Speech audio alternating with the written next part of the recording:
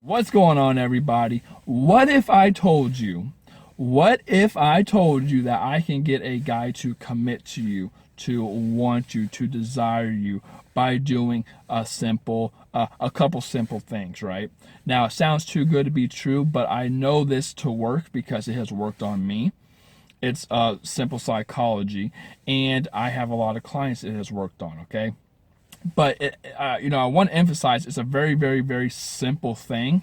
So simple that when I tell you about it, you're probably going to be like, what the hell? But I highly suggest you watch this whole video to understand why it works and how to implement it to its greatest effect to get a guy to want you, okay?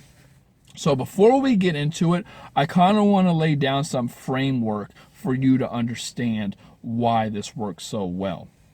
And I want you to understand that the reason for the two problems women have with me, when they come to me, it's either a guy's pulling away or a guy's not committing. And I want you to know that the reasons why he's doing those things are two completely different reasons. The reason a guy won't commit is not the same reason a guy is pulling away. Now, we'll get through this real fast. If you want, a guy pulls away based on red flags, okay? A guy pulls away, I'll say two things. A guy pulls away based on red flags, or he thought he wanted something serious, and then it got serious, and then he realized, okay, this isn't what I want, and backed off. Now, to prevent that second part, the serious aspect, you got to take things a little slower. Like I always say, don't bring up titles, don't bring up relationships, don't bring up what you guys are, where you're going. Don't act weird after sex, don't act weird after hookup. Stop trying to text all day, every day. Just make the date, okay? And when you do that, that unfolds naturally, okay? So you're not giving him any reason to pull away. Now, let's say, okay, he's not pulling away, but he's not committing. I'm dating this guy for 4 or 5 months. What do I do? Okay, so if a guy pulls away because of red flags, the reason he doesn't commit is because there's no value, okay? A guy, if you want to move forward or progress or escalate with the guy to something, you have to demonstrate value. There's no reason for a guy to invest, to commit, to go all in, to put effort in something if the value is not there in it, okay? So you have to show the guy value while limiting your red flags. But here's the thing I want to tell you guys. I highly suggest, here's the whole premise of the video. I highly suggest you ignore this part. Now, this sounds counterproductive, but hear me out. I highly suggest you ignore the idea of trying to make him commit, and for right now, just make him not pull away. And here's the reason why. When a guy starts to invest time, money, effort, energy, emotions, and things like that, it starts to build a bond. It starts to build rapport. The more time we invest in something, the more value we see it as. So let me give you an example of a slot machine. A slot machine is just a slot machine. At first, he might just throw some pennies or quarters, a couple dollars in here, and it's nothing, right? But when he starts losing money, he starts to freak out and he can't pull away. It's one of those effects. He's like, I gotta win, and he keeps on pulling it down, right? Because now he has time, money invested into it. So what I want you to do in the beginning is to just limit the red flags and worry about hanging out and having fun, showing that you're fun, look at him down there. Look at that. Look at the little Seahawk. Seahawk's not a real bird, but seagull. But I want you to limit the red flags. Don't worry about this. Just get him to invest, okay? And when he invests, you automatically raise your value, just because that's how you build rapport over time.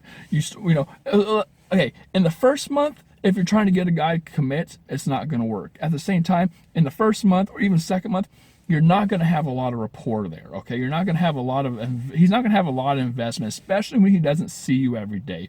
And a lot of women try to counter this by texting way too much, way too often, trying to see him way too many times in the beginning, okay? And then when it gets too serious, again, a guy might think he wants something serious in the beginning, and then when it gets serious and he realizes, okay, this isn't what I want, he starts backing off. But that's more of the value aspect, right? That's That's him feeling like, okay, she's trying to get me to commit.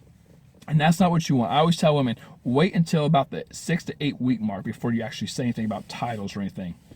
But before that, what I want you to do is just hang out, have fun, and chill. Worry about the time. Worry about over time. And I always tell them, in 6 to 8 weeks, try to get that guy invested as much as possible. And the way you do that is you limit the red flags. You text minimally, and you worry about seeing him in person. In the beginning, you should see him about once a week.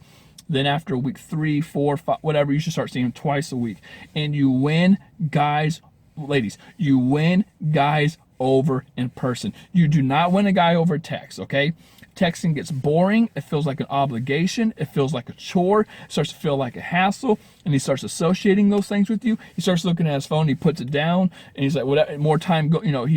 More time is between the texts, right? We used to text you all day, every day, but then he starts texting you every hour, every 3 hours, every 5 hours, every 12 hours, and then he just every other day, and he gets bored as hell with it. Okay."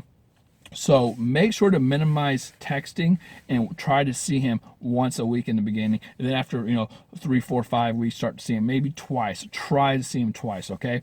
And if you do that, again, you win him over in person, and then this will naturally happen.